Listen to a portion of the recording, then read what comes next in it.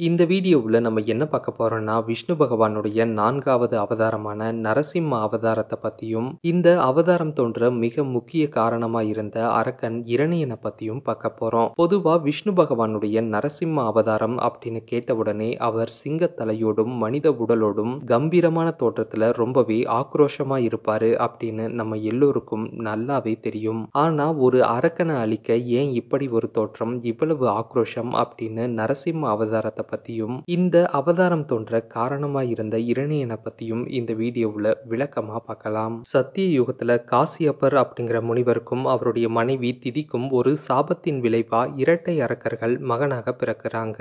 அவங்க 2 பேருக்குமே காசியப்பர் இரணியகசிபு இரணியாக்ஷன் அப்படின்னு பெயர் வச்சு வளர்க்கிறாரு. இந்த இரட்டையர்கள் வளர வளர நிறைய கெட்ட சகுனங்கள், மோசமான செயல்கள் அப்படின்னு தீய குணத்தோட வளர்றாங்க. வளர்ந்து தேவர்களுக்கும் முனிவர்களுக்கும் தேவையற்ற துன்பத்தை கொடுக்கறாங்க.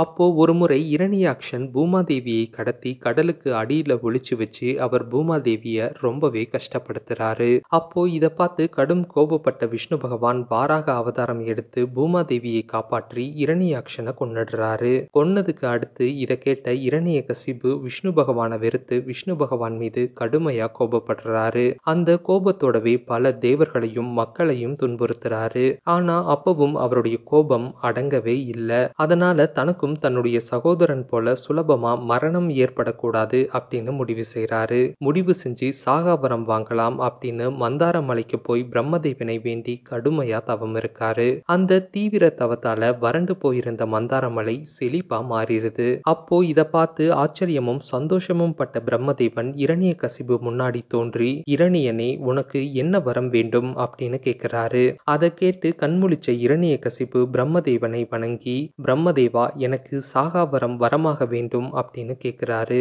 அதுக்கு பிரம்மதேவன் என்ன சொல்றாருன்னா, இரணியா, பூமியில் உள்ள யாருக்குமே இனி சாகாவரம் வரமாக கொடுக்க முடியாது. அதனால் வேறு ஏதாவது வரம் கேள் அப்படின்னு சொல்றாரு. அப்போ இதை கேட்ட இரணியகசிபு கொஞ்ச நேரம் நல்லா யோசிச்சுட்டு, பிரம்மதேவா எனக்கு ஒரு வரம் வேண்டும்.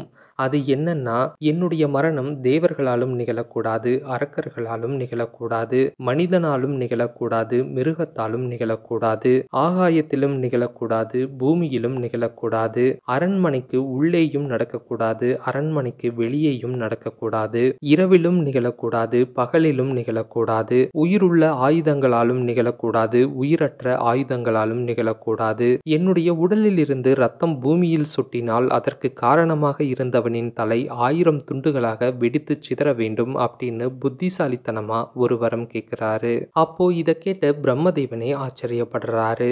ஆச்சரியப்பட்டு வேறு வழியின்றி இரணியகசிபு கேட்ட அந்த வரத்தை அப்படியே கொடுத்துட்டு போயிடுறாரு. இப்படி ஒரு வரத்தை பெற்ற இரணியகசிபு கிட்டத்தட்ட சாகா வரத்தை வரமாக பெற்றோம் அப்படின்னு சந்தோஷப்படுறாரு. அந்த சந்தோஷத்தோடவே அவருக்கு தலைகணம் பல மடங்கு அதிகரிக்குது. அந்த தலைகணத்தோடவே தேவர்களையும் முனிவரையும் மக்களையும் துன்புறுத்தி இனி மக்கள் அனைவரும் தன்னையே கடவுளாக வழிபட வேண்டும், தன்னுடைய சகோதரனை கொன்ற நாராயணனை இனி யாரும் வழிபடக்கூடாது அப்படின்னு கட்டளையிடுறாரு. அதனால வேறு வழியின்றி மக்கள் அனைவரும் இரணியனை கடவுளா வழிபடுறாங்க. அதோட ஓம் நமோ நாராயணா அப்படிங்கிற மந்திரத்தை சொல்லாம ஓம் இரணியாய நமக அப்படிங்கிற மந்திரத்தையே சொல்ல ஆரம்பிக்கிறாங்க. இப்படி இருக்கும்போது இரணியனுடைய மனைவி கயது 7வது முறையா கர்ப்பம் தரிக்கிறாங்க. அப்போ இதை கேள்விப்பட்ட தேவர்கள், இரணியனுடைய மகன்களின் எண்ணிக்கை அதிகரிச்சா பூமியில் தீமைகளும் அதிகரிக்கும் அப்படின்னு பயப்படுறாங்க.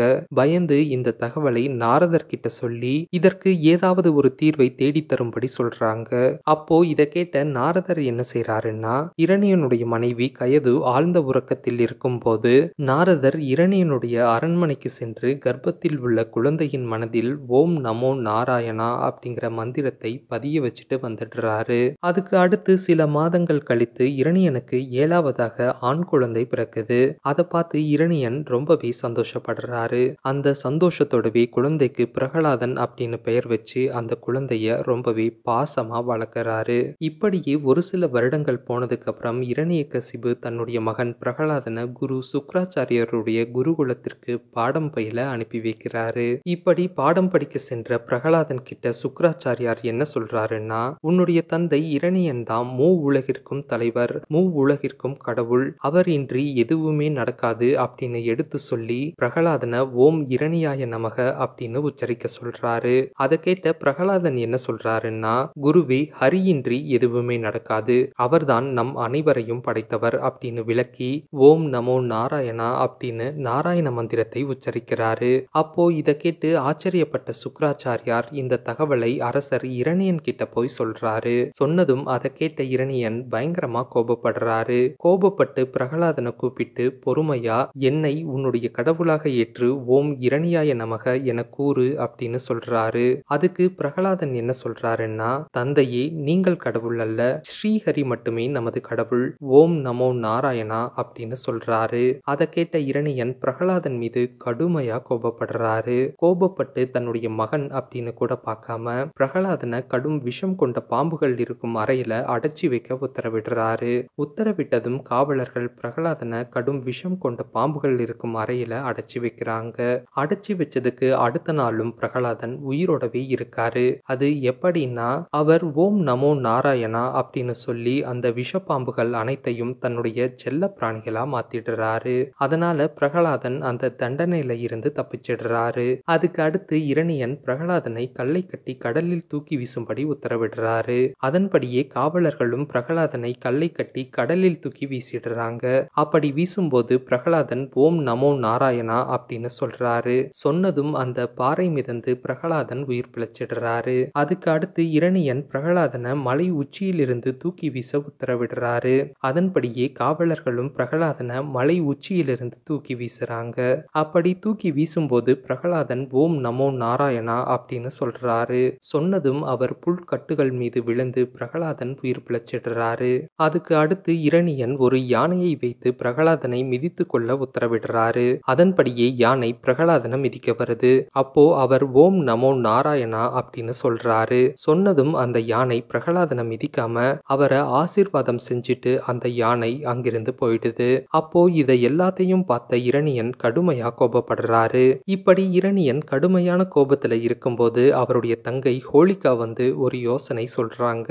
அது என்னன்னா, நான் சிவபெருமானிடம் அக்னி சக்தி வரம் பெற்றுள்ளேன், அதனால் நான் தீயில் இறங்கினால் தீ என்னை சுடாது. இதை வைத்து நானும் பிரகலாதனும் தீயில் இறங்குகிறோம். தீயில் இறங்கி பிரகலாதனை எரித்துவிட்டு நான் தீயிலிருந்து வெளியே வந்து விடுகிறேன் அப்படின்னு சொல்றாங்க.